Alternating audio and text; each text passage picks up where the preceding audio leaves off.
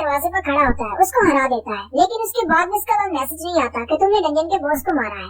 जिन्हू कहता है इसका मतलब डंजन का बॉस अभी जिंदा है और वो डंजन के अंदर चला जाता है। जिन्हू जैसे ही डंजन के अंदर जाता है वहाँ पर एक बड़ा सा कासिल होता है। जिन्हू कहता है ये जगह तो बहुत ज्यादा बड़ी है, लेकिन साथ ही वो कहता है जायंट्स के गुजरने के लिए रास्ता इतना बड़ा होना चाहिए था। उसी वक्त बीरू बाहर निकलता है, जिन्हू से कहता है क्या आपने सुना, अभी मुझे एक आवाज आई। जिन्हू कहता है क्या तुम्हें भी आवाज आई? उन दोनों को अंदर से हंसने की आवाज आ रही होती है। जिन्हू कहता है आखिर किस किस्म का बॉस है, हम इसकी डंजन के अंदर घुस गए हैं और वो हंस रहा है। कमरे में एक बड़ा सा जायंट होता है जिसे जंजीरों में बांधा गया होता है और वो हंसते हुए रूलर से कह रहा होता है देखो मुझे किसने पहले ढूंढ लिया। वो जिन्हू को देखते ही उसे कहता है वेलकम मोनार्च, जल्दी से मुझे इन चेन से आजाद कर दो। मुझे पता है कि रूलर्स क्या प्लान बना रहे हैं, हमें जल्दी से जाकर दूसरे मोनार्च को भी इस बारे में बताना होगा। लेकिन जैसे जिन्हू उसके थोड़ा सा करीब जाता है वो गुस्सा हो जाता है और कहता है तुम मोनार्च नहीं हो, तुम्हें तो मैं नहीं जानता, तुम कौन हो? जिन्हू उस जायंट से पूछता है ये रूलर्स जिनका तुम कह रहे हो, क्या उन्होंने तुम्हें यहाँ पर बांध कर रखा है? जायंट किंग उसे कहता है हाँ उन्होंने मुझे यहाँ पर बांध कर रखा है क्योंकि वो मुझे इस्तेमाल करना चाहते थे, अपनी वार के लिए स्टेपिंग स्टोन बनाना चाहते थे। जिन्हू सोचता है इससे पहले मैंने बहुत सारे मॉन्स्टर के साथ बात करने की कोशिश की, लेकिन कोई भी मुझे डायरेक्टली जवाब नहीं दे पाया, सिस्टम उन्हें अलाउ नहीं कर रहा था। जिन्हू उससे पूछता है ये रूलर्स कौन है जिनका तुम कह रहे हो? जायंट उसे कहता है ये रूलर्स मोनार्च के पुराने दुश्मन है। जिन्हू कहता है अगर वो मोनार्च के दुश्मन है तो इसका मतलब वो मेरे भी दुश्मन है क्योंकि मैं भी एक शैडो मोनार्च हूँ। जिन्हू उस जायंट से कहता है अगर उन रूलर्स ने तुम्हें यहाँ पर बांध कर रखा है तो इसका मतलब तुम भी एक मोनार्च हो। किंग उसे कहता है हाँ मैं भी एक मोनार्च हूँ, मैं मोनार्च ऑफ द बिगिनिंग हूँ, जायंट्स का किंग। तुम अभी बहुत ज्यादा कमजोर हो, रूलर्स की नजर सारे मोनार्च पर है, तुम्हारे ऊपर भी है, तुम अकेले उनको नहीं हरा सकोगे, तुम्हें सपोर्ट की जरूरत है, जल्दी से मुझे इन चेन से आजाद करवा दो, फिर मैं तुम्हारी मदद करूंगा।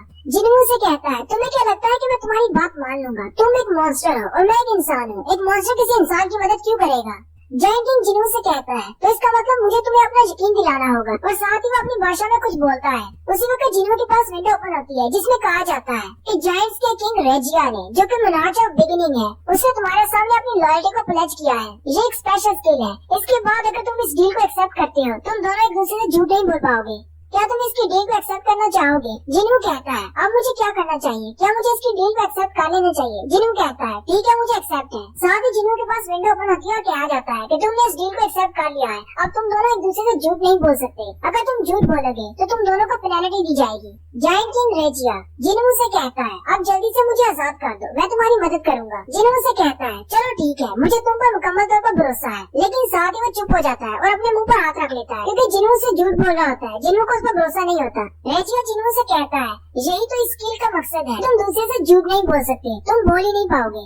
जिन्हू रेजिया से कहता है लेकिन हम दोनों इस तरह कैसे बात कर सकते हैं, बाकी के मॉन्स्टर्स तो मुझसे बात नहीं करते। रेजिया से कहता है कौन से मॉन्स्टर्स की बात कर रहे हो? जिन्हू से कहता है वही मॉन्स्टर जो इन डंजन से बाहर निकलते हैं। रेजिया से कहता है अच्छा तो तुम उनको मॉन्स्टर्स कह रहे हो, वो मॉन्स्टर्स नहीं है, वो तो जंग के बाद बच जाने वाले कैदी हैं। रेजिया जिन्हू से कहता है मेरा भी तुमसे एक सवाल है, तुम उन सारे आर्म से मॉन्स्टर्स को जो कि बहुत ज्यादा कमजोर हैं, उन्हें एक मोनार्च के लेवल पर कैसे कंसीडर कर सकते हो, जबकि मोनार्च उन मॉन्स्टर्स पर हुकूमत करते हैं? वो सारे मॉन्स्टर्स, वो जितने भी मॉन्स्टर्स हैं, कभी वो आर्मी का हिस्सा थे जो कि मोनार्च लीड किया करते थे।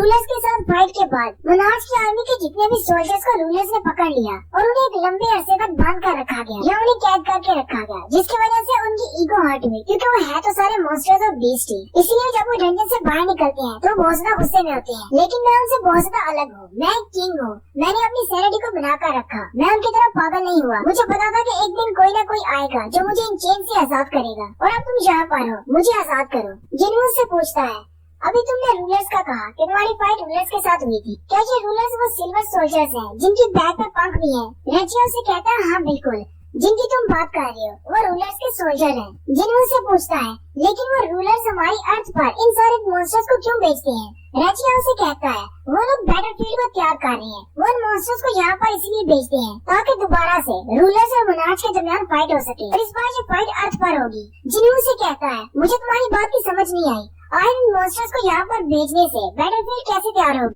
रेजिया जिन्हू से कहता है ये तो बहुत ज्यादा सिंपल है। रूलर्स चाहते हैं कि तुम्हारी अर्थ में मैजिकल एनर्जी को इंजेक्ट किया जा सके और साथ ही एक बैकग्राउंड स्टोरी बताई जाती है कि अगर मॉन्स्टर जो कि एक डंजन से बाहर निकलते हैं वो इस दुनिया के लिए खतरा है, तो इन्हीं गेट के अंदर से बहुत सारी मैजिकल एनर्जी निकलती है जिसकी वजह से बहुत सारे इंसान हंटर्स बन रहे हैं और ये एक ब्लेसिंग है। इसके अलावा डंजन के अंदर मॉन्स्टर्स को मारने पर बहुत सारे मैजिकल क्रिस्टल्स निकलते हैं जिनसे हम आर्मर्स बनाते हैं और उनको यूज भी करते हैं। लेकिन ये सारे मैजिकल क्रिस्टल्स और हंटर्स जितना भी मैजिक इस दुनिया में है वो सारा वार की तैयारी के लिए, अर्थ को एक बेटर फील्ड बनाने के लिए है।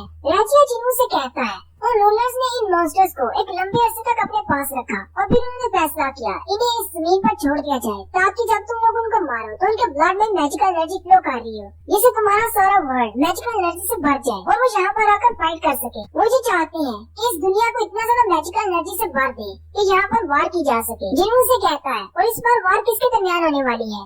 रेजिया से कहता है इस बार की वार रूलर्स और नो मोनार्च के दरमियान होने वाली है। जिस दुनिया में तुम रह रहे हो बहुत जल्दी वो एक लिविंग हेल बनने वाली है। हमारे पास ज्यादा टाइम नहीं है। अगर उन लोगों को पता चल गया कि तुमने मुझसे बात की है तो रूलर्स और मोनार्च दोनों ही हमारे पीछे लग जाएंगे। हो सकता है कि रूलर्स के कुछ लोगों ने अपने प्लान पर काम करना शुरू भी कर दिया हो। जिन्हू रेजिया से कहता है वो लोग मुझे टारगेट कर रहे हैं, इसकी क्या वजह है? रेजिया से कहता है तुम्हें तो कुछ भी नहीं पता। तुम्हारे पास जो पावर है, जो शैडो मोनार्च की पावर है, वो तुम्हारी नहीं है। शैडो मोनार्च की पावर का तुम्हारे पास होने का ये मतलब है कि तुमने दूसरे मोनार्च को धोखा दिया है, इसलिए अब मोनार्च और रूलर्स दोनों ही तुम्हारे पीछे हैं। तुम दोनों के ही दुश्मन हो, चाहे जो भी हो। मैंने तुमसे वादा किया है मैं हमेशा तुम्हारी साइड पर फाइट करूंगा, तो अब जल्दी करो, इन चेन्स को खोल दो ताकि मैं तुम्हारी मदद कर सकूं। जिन्हू से कहता है अगर मुझे तुम्हारी मदद लेनी ही है तो क्यों ना मैं तुम्हें अपना एक शैडो सोल्जर बना लूं, इस तरह मेरे लिए भी आसान हो जाएगा, मैं तुम पर भरोसा कर पाऊंगा। रेजिया से कहता है पर ऐसा करना मुमकिन नहीं है क्योंकि रूलर्स और मोनार्च दोनों के पास स्पिरिचुअल बॉडीज होती है, तुम उनको अपने शैडोज में नहीं तब्दील कर सकते,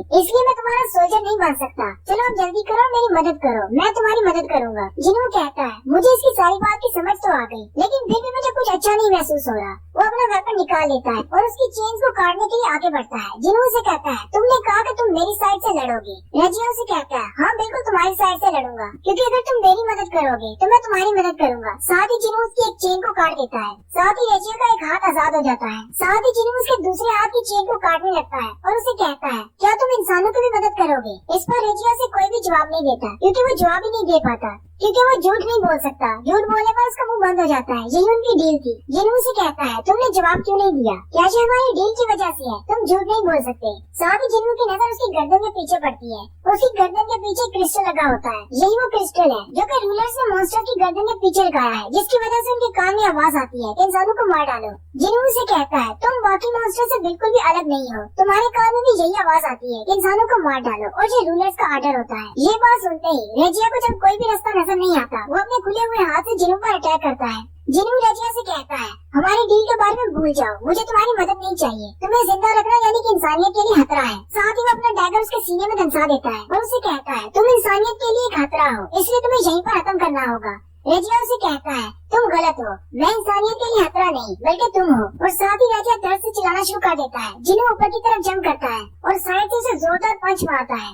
रेजिया जिन्हू से कहता है जितना ज्यादा तुम्हारे हंटर्स इन मॉन्स्टर्स को मारते रहेंगे उतना ज्यादा तुम्हारे वर्ल्ड में मैजिकल पावर बढ़ती जाएगी और बैटलफील्ड तैयार हो जाएगी। और मैं उम्मीद करता हूँ तुम जिसको भी बचाना चाहते हो वो सारे इस वार की लपेट में आ जाएं और जलकर खाक हो जाएं। जिन्हू से कहता है मैं ऐसा होने नहीं दूंगा, और साथ ही अपने डैगर को इस्तेमाल करते हुए रेजिया की गर्दन उड़ा देता है। उसके पास विंडो ओपन होती है कि तुमने डंजन बॉस को मार दिया है, और एक और विंडो ओपन होती है जिसमें से कहा जाता है कि तुमने एक मोनार्च को मारा है जिसका नाम रेजिया है, जो कि मोनार्च ऑफ बिगिनिंग है। अब टोटल 8 मोनार्च रह गए हैं। मोनार्च को मारने पर उसे जो एक्सपीरियंस पॉइंट्स मिलते हैं वो बहुत ज्यादा होते हैं, इसलिए जिन्हू को विंडो में कहा जाता है कि तुम्हारे पास एक्सपीरियंस पॉइंट बहुत ज्यादा है, इसको कैलकुलेट करने में टाइम लगेगा।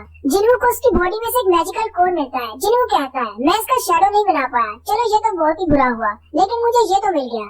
रेजिया को मारने पर जिन्हू को 8 बार लेवल अप कहा जाता है, और साथ ही रेजिया की बॉडी खुद बहुत डिस्ट्रॉय हो जाती है क्योंकि वो एक स्पिरिचुअल बॉडी है। और जिन्हू का लेवल दिखाया जाता है।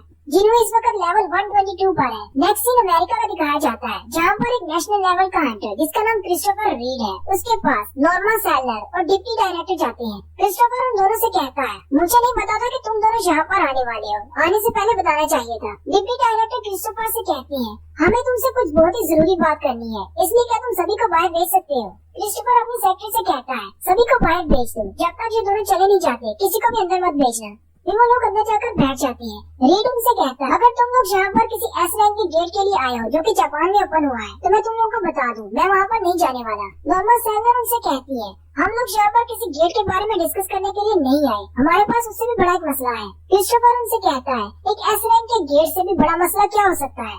नॉर्मल सैलर उससे कहती है, मिस्टर क्रिस, मुझे लगता है कि नियर फ्यूचर में कोई तुम्हें मारने वाला है।